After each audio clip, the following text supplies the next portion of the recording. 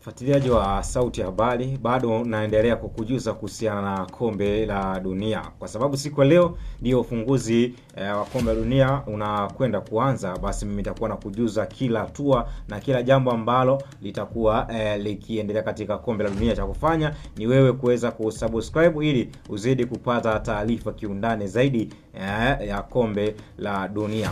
Sasa hapa nakwenda kukuelezea timu 5 ambazo zina ushawishi mkubwa na zina ushindani mkubwa katika kombe la dunia mwaka 2026, na ni timu ambazo ama ni mataifa ambayo yamekuwa tuseme ni kwamba yamekuwa na tuseme wameweka misingi toka mwanzo, kama ambavyo katika nchi yetu hii ya Tanzania kama Simba na Yanga pamoja na Azam ambavyo wameweka misingi yao na mizizi katika ligi kuu Tanzania bara. Ndivyo ambavyo haya mataifa matano ambayo ninakwenda kutajia wameweza kuweka mizizi yao katika kombe la dunia, na ni watu ambao wamekuwa na ushindani mkubwa pale ambapo wanapokutana, ama pale ambapo wanakutana na timu zingine, zimekuwa ni timu ambazo zikipata matokeo urahisi zaidi. Na timu ya kwanza ambayo nakwenda kukutajia hapa ni timu ya Argentina.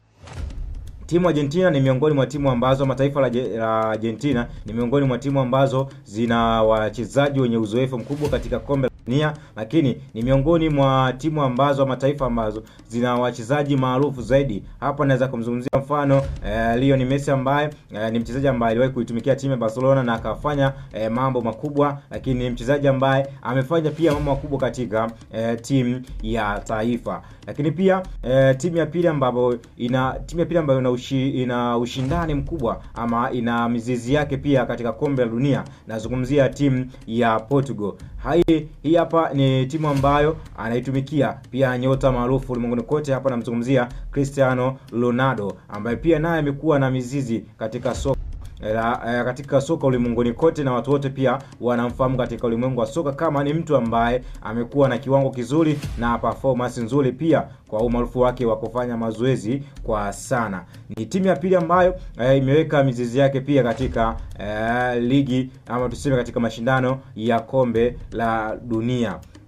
Timu nyingine ya tatu ambayo ni timu ambayo ina ushindani zaidi ama imekuwa na mizizi mikubwa katika kombe la dunia, na ni miongoni mwa timu ambazo hata wapinzani wanapokutana nazo inabidi waweze kujipanga vizuri zaidi ama waweze kujiandaa vizuri, ni timu ya French. Hapa nazungumzia wale wa Faransa hawa.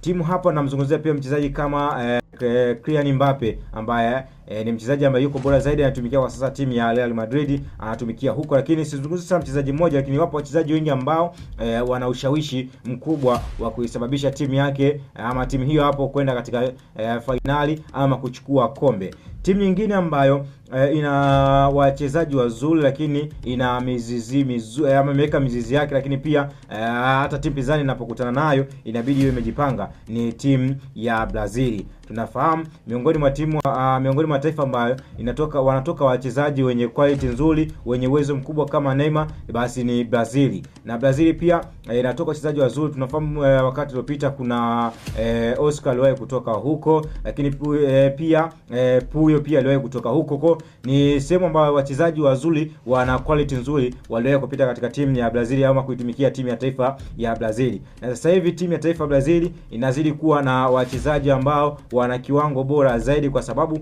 mifumo ya mpira inazidi kuongezeka na mambo yanakaa sawa. Kwa hiyo hata mifumo pia ya wachezaji ama kiwango pia wachezaji inazidi kuwa kizuri. Hata wachezaji ambao wanaitwa katika timu ya taifa ni wachezaji ambao wana kiwango kile kilicho bora zaidi. Kwa hiyo timu ya 4 ambayo inakuwa na kiwango bora zaidi ni timu ya Brazil ambayo kuna wachezaji pia wenye quality nzuri. Timu ya 5 ambayo nakwenda kuitaja hapa ni timu ya England, timu ambayo ina mizizi mikubwa zaidi katika kombe la dunia ulimwenguni kote.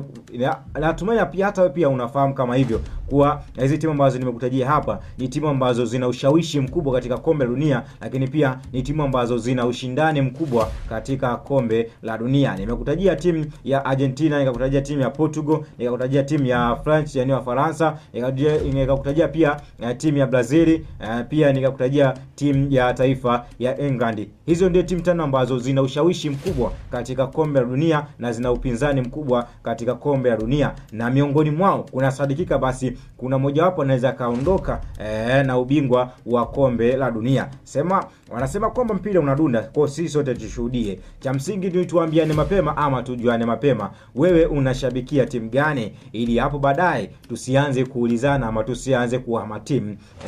Jina langu naitwa Yusuf Sadoki, hapa ni Sauti ya Habari. Kama bado hujasubscribe, basi fanya kitendo cha kiungwana kabisa kwa kusubscribe ili uzidi kupata taarifa za kiundani zaidi ambazo zinakuwa zikitokea kila wakati katika kombe hili la dunia la mwaka 2026.